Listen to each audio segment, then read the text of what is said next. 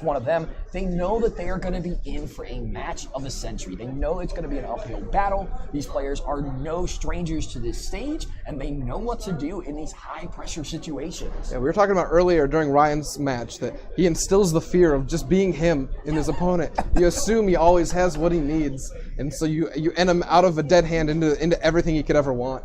Absolutely. So with this here, though, we do see an Ultra Ball discarding 2 fighting energies for Ryan. Not really the most ideal thing when you're not playing any copies of Super Rod. They are each playing a 10 fighting energy, so 1 more than the traditional list. And then if Sycamore comes down, that's actually 1 fighting on board and 3 in the discard pile. So that's already 4 fighting energies gone and a Lycanroc with no chance of bringing any of those cards back from the discard pile. Yeah, it's interesting that their list doesn't play the Super Rod, because that means that if they ever discard these Pokemon, they just have no way to get them back. There's some things in here that are, there's only 3 Buzzwole. A lot of these lists are playing heavier lines, so let's say you prize one, one gets knocked out, for some reason you have to Sycamore away one, you're done, you don't have any more. The Lycanrocs, it's a 2-2 line, and you discard a Lycanroc, you're done. You only get 1. Octillery, same thing. There's these evolution lines that can, get kind of iffy. So once it's gone, and he's gonna have to deal with it. And that's exactly the situation Ryan's in now, because he also even just went with a Rockruff, so that's a whole 1/1 line of the Lycanroc that is not going to be available now. We do see the Regirock come down onto the bench and now into the active position for Ryan. So he will be getting that damage buff and everything. You have to assume that he retreats into the Regirock so that he is not hit for weakness by this Mew. Right. Igor opening that Mew is very fortunate for him. Not only is it a free retreater, but it's really just kind of the best attacker that you could want in this kind of situation. Igor actually picking up his deck, he's using Encounter. He's using Mew's attack to search his deck for a Pokemon, so I'm going to assume that his hand is not very good. And this is the worst part, is that he's about to look and realize that he's top of Lele's prize and one of his Octillery, so if he goes for Remoraid, he's just going to have to hope to find one other Octillery. So yeah, that's not what he wanted to see. It's not at all what Igor wanted to do with this encounter attack. He wanted to grab that Tapu Lele and go and start drawing some cards, but now he's going to have to sit here and wait until he's able to top deck something good. He goes for the Rockruff in this situation, knowing how important that is in this matchup. But both players off to a little bit of an odd start. Ryan's at least got a little bit more going for him, just had to use a little bit of resources to get there. Abyssal Hand does come into play for him, bringing him up to a total of 5 cards into his hand. And Ryan's going to have to make a decision. He's going to have to find a way to get this Regirock out of active, whether it be with a Guzma or finding another Floatstone. Yeah, we're seeing that retreating of the Buzzwole is kind of, firing back at him. He would have really liked to just be able to start and take a knockout on this Mew, maybe do some other damage, but instead there's just this Regirock sitting there not doing anything for him. Ryan does opt to put the Brooklet Hill down. He says, you know what, I kind of don't know if I want to do this because I can see that Igor's hand isn't playing out very well for him, but he's going to counter anyways. So he decides to go with it, does get another Buzzwole out of it, attaches to that same Buzzwole as well, and I'm not sure if we're going to be able to see any kind of attacking here. I'm not sure if he has the Guzma that he's looking for. Yeah, he's just going to pass. I think that's probably correct. You don't want to give Igor a complete new hand when you know that his hand isn't all that great. Now with these Brooklet Hills, he will be able to start setting up other attackers. There's a bunch of energy in his hand. He's got multiple Guzmas. He's going to start swinging. If anything, he can retreat this Mew and Guzma up that Buzzwole and just start attacking and doing heavy damage. Yeah, I like putting down the Brooklet Hill for Ryan because Igor already was holding the Rockruff as he telegraphed from using Encounter. He already has a Buzzwole on the bench, so unless he's looking for the Remoraid or anything like that, there's really not that much that's going to benefit Igor in this situation that Ryan was afraid of. And in addition, if he does get extra Pokemon onto his bench, that does increase the damage for Lycanroc's GX attack, which, as you can see, that's probably why oh boy, the corner is coming. Yeah, and so we've seen this a couple times this week in corner, just such a strong card, and then Ryan immediately top decks the Guzma.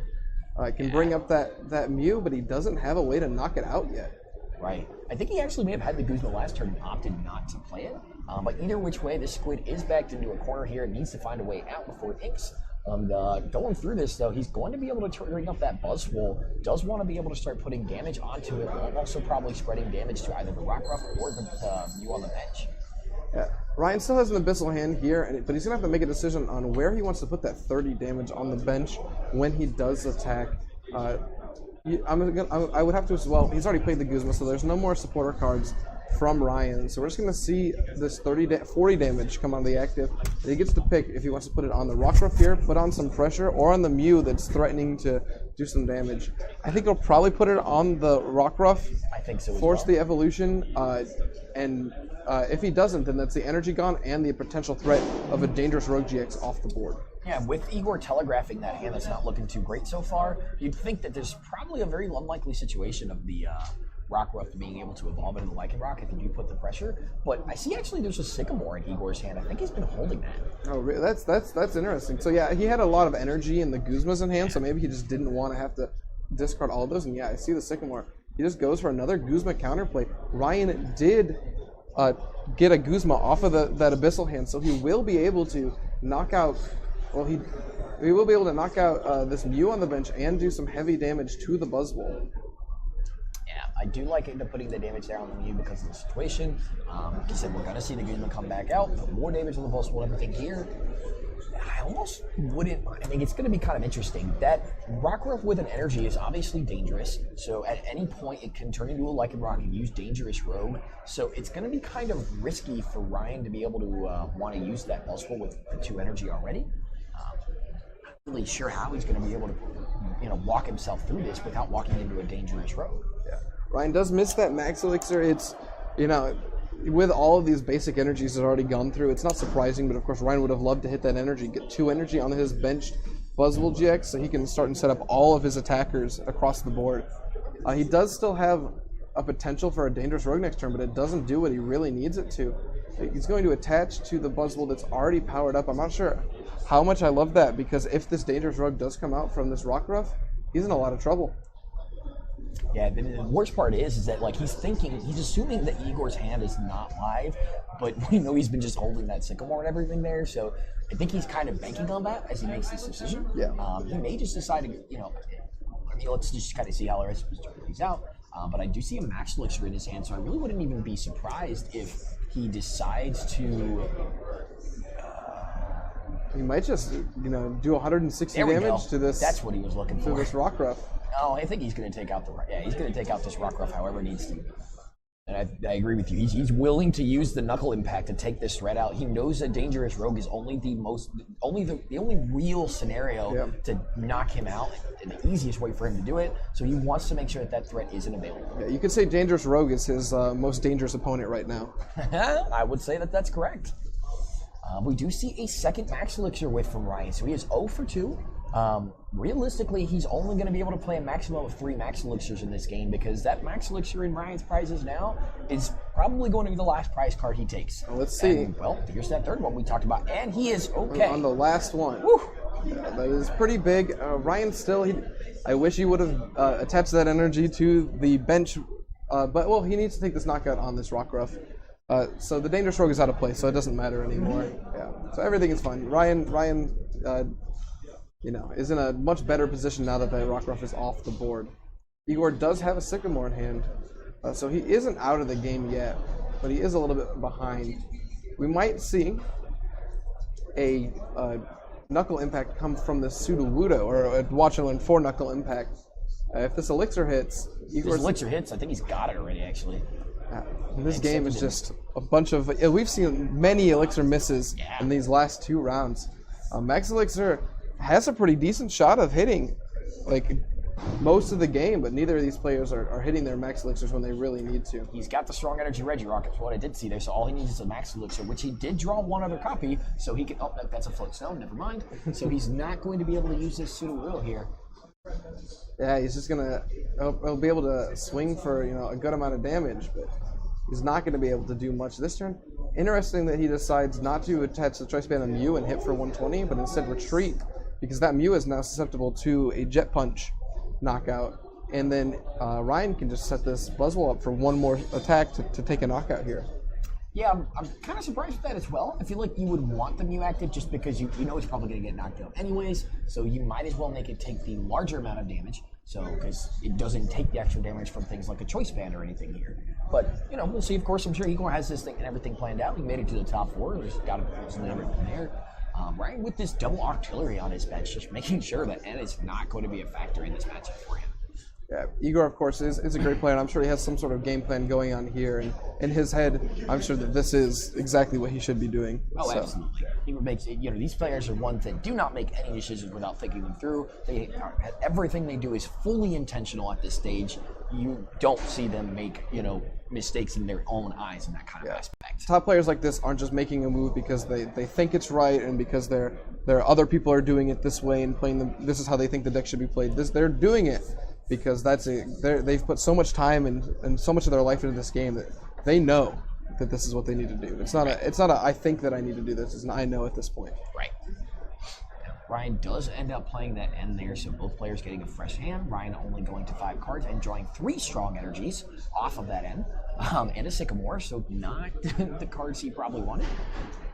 But it looks like we are going to see a retreat into this Buzzwole here. So that way he can still take the knockout on the Mew, as well as still put this Buzzwole up to 100. It puts him back at even prizes. It allows him to potentially knock out this Buzzwole next turn. He can attach a strong energy to the Buzzwole on the bench and just use a Jet Punch for the knockout here. And then this Regirock is still sitting there ready to get, any sort of powerful attack on Ryan's side will take the knockout there. So Ryan definitely in a commanding position right now in this game.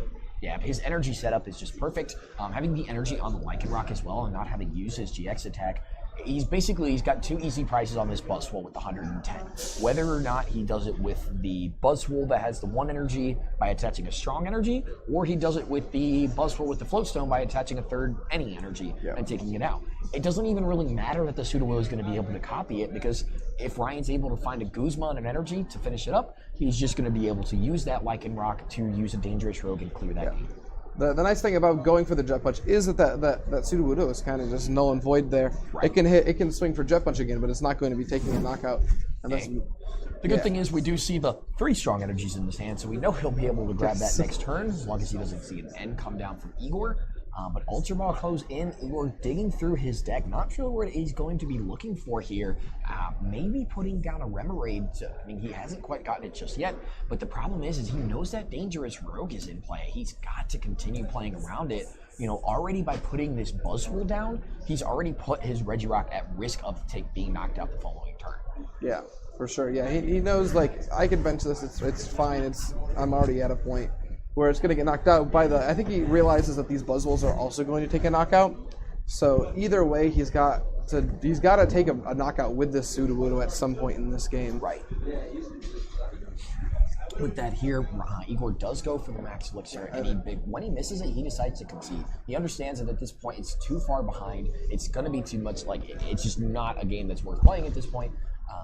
He wants to be able to advance into the second game. Ryan Sabelhaus starting this series though 1-0. Igor Costa will get the chance to go first here. Ryan's got to feel pretty confident, and this is a friendly game of sorts. If you guys could see the players and their actual interactions here, you'd be able to watch and see kind of some smiles, a little bit of a stress-lax-free environment, but at the same time, they know what the stakes are on the table. They know what's on the line. Both of these players are gunning for this title. Yeah, both of them want to make history, and they both are they're both on their way. Of course, Ryan with that win, you don't reach 60 cards mirror match by chance. If you're playing a 60 card mirror match with someone, there's a 99.9% chance that you're a good friend with that person. Yep. And this is this is exactly what that is. Funny enough that you say that, I believe that Edwin Lopez, who had no testing with them whatsoever, was actually a 58 card mirror with them. You'll get that. You'll get something very close. Edwin's list was, very similar. He was only playing 1 Mew. I believe it was 1 Mew for something else, and that was the only change that was actually different on the list, if I'm not mistaken. Yeah, I think it was the extra Mew for the Super. That looks about right. Sometimes things can kind of spread through the grapevine. I know Edwin is friends with some players that are also friends with Ryan and Igor, so that could have gotten passed along at some point. But yeah, a lot of the top players will end up playing the same decks because of friendships and just communicating with each other. Both of these players, though, of course, there was no accident. Absolutely not. And with that, though, Igor Costa starting off this game with an Ultra Ball, so already looking a lot better than he did in the first game. He's still searching for a Pokemon on his first turn, but this time he's getting to do it with an Ultra Ball instead of having to use Encounter off Mew. First Float Stone going in the discard pile, leaving them at 2. First Octillery going in the discard pile. This time does not have one prize. But Igor did prize double Sycamore and a Guzma. Could make it a little bit difficult when it comes to supporters. Otherwise, not really too much in the prize cards that's going to be very effective. Prizing a Rockruff, not your favorite thing, but not the end of the world either. It does mean that Ryan only has to deal with one Rockruff. So if he is able to bring that Rockruff up, knock it out, they're not playing Super Rod, as we've mentioned. It's gone forever. Right. Now, Oswald does get an energy here and a choice band, so it's going to be able to put some offensive work in pretty quickly here. Igor and Ryan are both able to play a little bit more freely with their tools here. So the other thing about playing a 60-card mirror is, well, 60-card mirror. You know their deck too. So you know that neither player is playing a field blower, so they can feel a lot more confident that when they put this float stone down, it's not going to go anywhere. Ryan's not going to be able to pull a field blower out of nowhere to be able to punish that. Yeah, they know exactly what each other is playing in their deck. And not only that, but they've played twice during this tournament.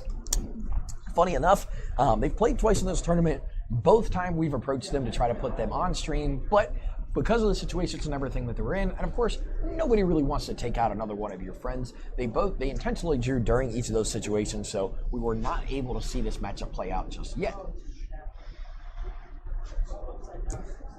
Now, with that being said, though, it looks like Ryan does decide to go with putting his own Mew down as well as the Rock and everything there.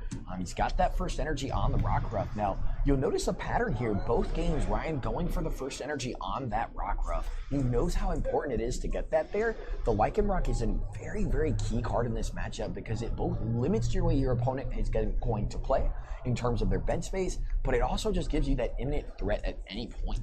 Yeah, right here we're going to get that corner on the Regirock and again force Igor to do something about it, play a Guzma if he wants to do any damage this turn and not just sit there and draw pass. Right. I mean, that's going to actually put Igor in a very obnoxious spot. Almost kind of surprised that he didn't bring up the Buzzwole anticipating that. But of course, I'd only imagine that he's got a couple plans and everything for how he wants the next couple turns to go. I mean, if Ryan's cornering, that also means he's not exactly putting out damage, so it doesn't really matter as much. Yeah, this corner Rockruff is really has been putting in work this weekend. A lot of games we've seen this corner Rockruff do some damage and just stall active. Last run we saw Edwin decided not to play it, and it might have hurt him a little bit because Joey was able to use his Espeon EX in those matchups. But here we see the corner Rockruff doing work, stopping this Regirock from really doing anything, and forcing a Guzma out of Igor if he wants to do anything next turn.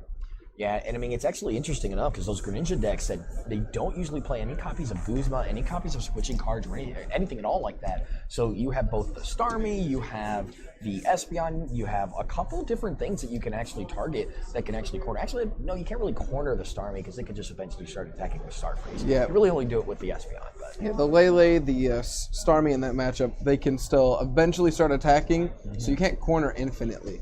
But with an Espeon EX, the only thing it can do is Miraculous Shine. Right. But back to Buzzrock Mirror instead of anticipating the next match that we may end up seeing is Joey is in the top 4 as well. And we'll try to give you guys updates as we figure out what's going on in the other top 4 match as well, just to keep you on the loop. Max Elixir comes down for Igor, looking already a little bit better there. He does get to connect with the first Max Elixir he plays. So 1 for 1. Way better than the misses that he was seeing and everything on the last game. Yeah, and we do see a Guzma in his hand. It means he can either do 90 damage to the Buzzwole or take one of these non-EXs on Ryan's bench. I feel like we're going to see this Mew go down here. I just don't think he really wants to. Well, he decides to the Remoraid is a little bit more of a threat, but that Mew, he knows how much damage it can put in. So. He's going to put 30 on the Mew, assuming, I guess, that the Lycanroc's going to come down. It also means this Mew can never evolve, and it is always going to be a potential Jet Punch target. Now, if Ryan does choose to attach to this Mew to put the damage and everything on the Buzzwole, it gives Igor an easy way to Guzma maybe around it, Guzma up the Rockruff or something, and take a double prize next turn. Yeah. So a couple different things that could actually plan out pretty well there. I wouldn't be surprised if Ryan actually bowls the Rockruff this turn just for that reason. He doesn't want to get this Rockruff knocked out. He knows that he needs to get these. This Lycanroc's Dangerous Rogue Attack is just so good, and not just this matchup, but just about every matchup. And it's such an important card to get out. That is your one It's a cheaper attack, and you're almost guaranteed a knockout as long as your opponent has 3, 4, 5 bench. So. Right. With that though, Ryan going through his deck with the Brooklyn Hill, he does end up putting the Remoraid right back down on the bench. Always having access to it because of that stadium that's going to stay in play for the whole game. Bear with us for just a moment here. Ryan going through his deck still, possibly putting a supporter up top that could be signaling a Tapu Lele from him. Yeah, he does have the Lele in hand. He did flash it earlier. So he's just going to grab. He goes for the N. It's not really going to hurt Igor too badly because Igor is still drawing 5 cards. He does not have an Octillery out, so he's not going to be drawing anything more. But at this early stage in the game, that's not too big. Now, something to note is that Ryan did have that Lycanroc in his hand there, so he opted not to play it. So, as telegraphing that he is not aiming to evolve that Rockruff here whatsoever. He's not really worried about the double knockout on the following turn.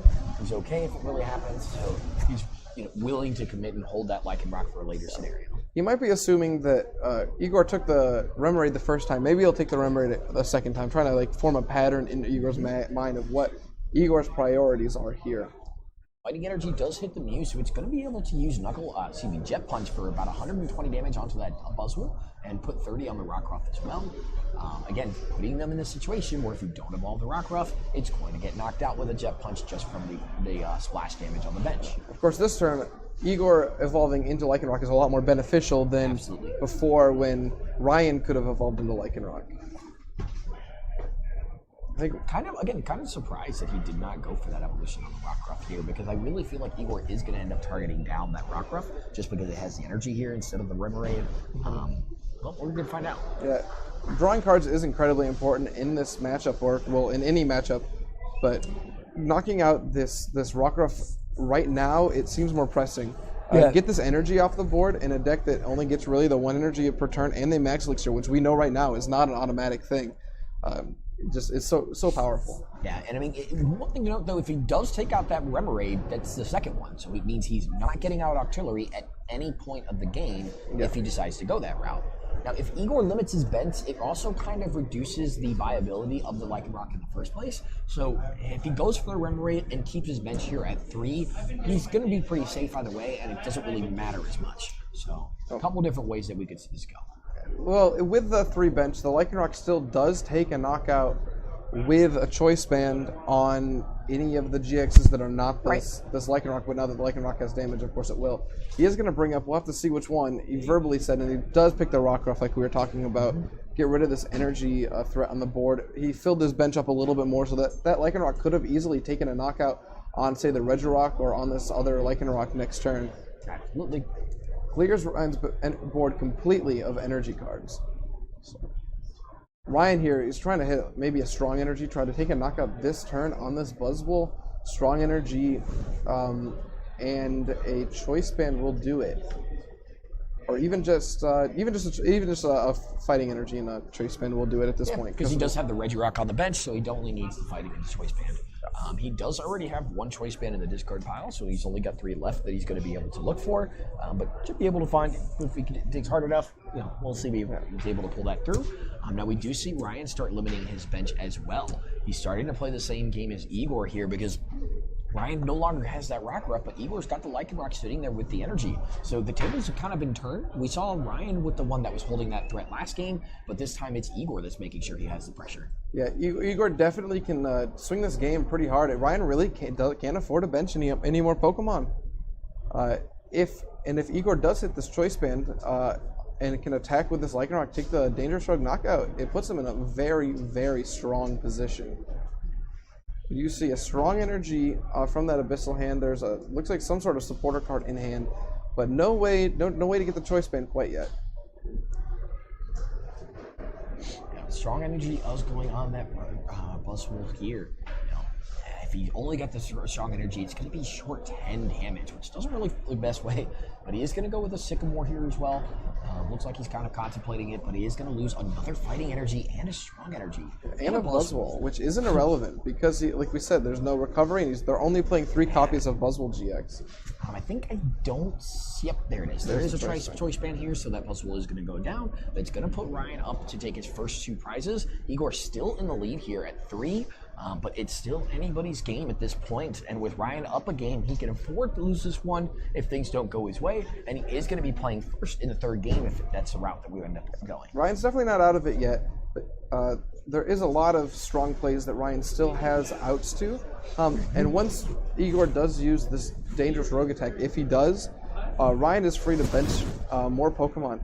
What is cool here is if Ryan doesn't draw in any more Pokemon, he might actually start using Bedrock Press on Regirock.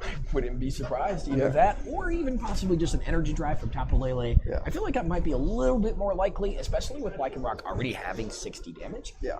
Getting to 140 is not that difficult with Lele if the Lycanroc already has 3 energy.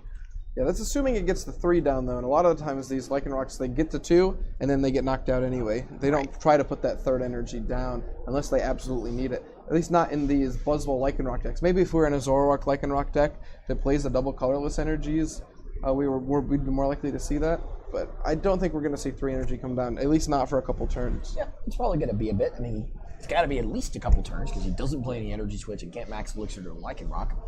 But Igor actually is holding that max elixir there, which is going to be going to this either onto that Sudowoodo or onto a Buzzwole if he does to get it here with the Brooklyn Hill. We do see him eyeing that Remoraid. We know he took an Octillery out of his prizes recently.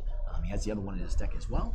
And he does want to start getting those missile hands up. You don't really want to be without your card draw engine in this matchup. Yeah, for sure. So he's going to go and just find that Remoraid. It's a little bit late in the game, but he still knows that that draw power is just exactly what he's going to need to be able to close this game out successfully. He whips another max elixir. He almost kind of just looks at it, assuming that it's not going to hit.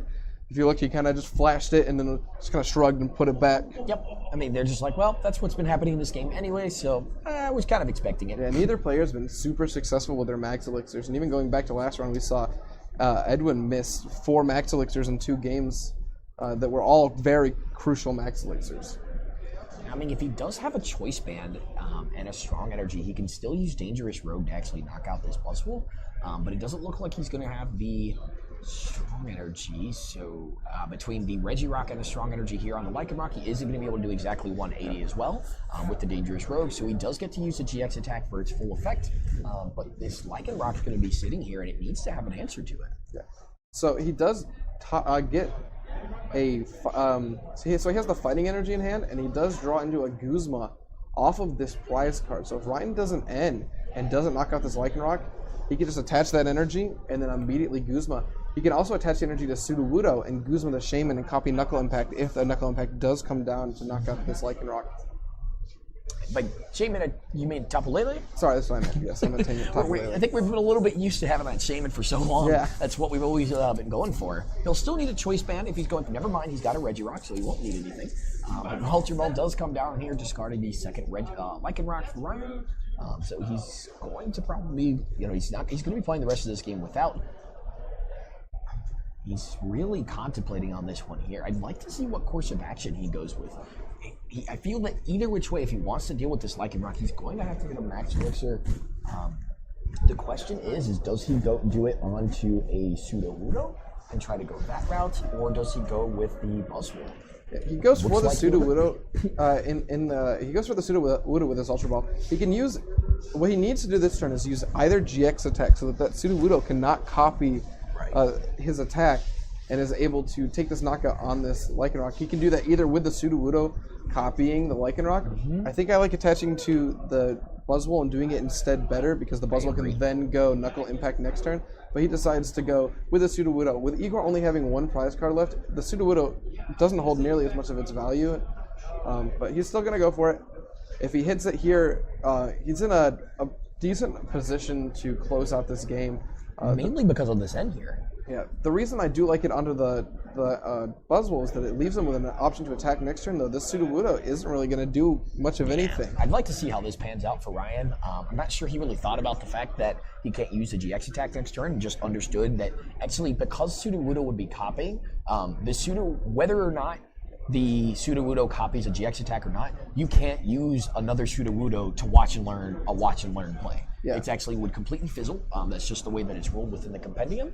We do see that max elixir hit though, so that Dangerous Rogue is going to be coming out of the Sudowoodo here. If I had to make an assumption, on Ryan's part, I think that he forgot that he could could attack with a GX attack, and that Igor wouldn't be able to copy it. But he did not forget that he could that the Sudowoodo could not copy a Sudowoodo. Right. So otherwise, I agree. I really like that play there. But the fact that he hit that Max Elixir onto this Buzzwole as well, it kind of makes it somewhat irrelevant. Yeah. Because he really just can attach the energy onto that Buzzwole anyways next turn and finish off the game that way. Yeah, we do see a Guzma off the prize cards. If there is an energy card, this could be. Wow. Yeah, it looks like Ryan might actually take this one. Ryan was a little bit behind early in this game, but he might be taking this comeback. Brooklet Hill getting the Rock Ruff here for Igor. You've got to feel him sweating. He knows that at any moment, both players are at that point where one turn can finish this game, and Ryan Sabelhaus is going to be 2-0, advancing to the finals of Charlotte Pokemon TCG Regional Championships here. What an intense game, back and forth. Igor looking like he was going to clinch that one out, but Ryan just coming in at the end, using that end-to-one to put Igor in a useless spot and run that matchup back for him. One thing that really we noticed is key is that Ryan was able to hit those key elixirs at those key moments when he needed to.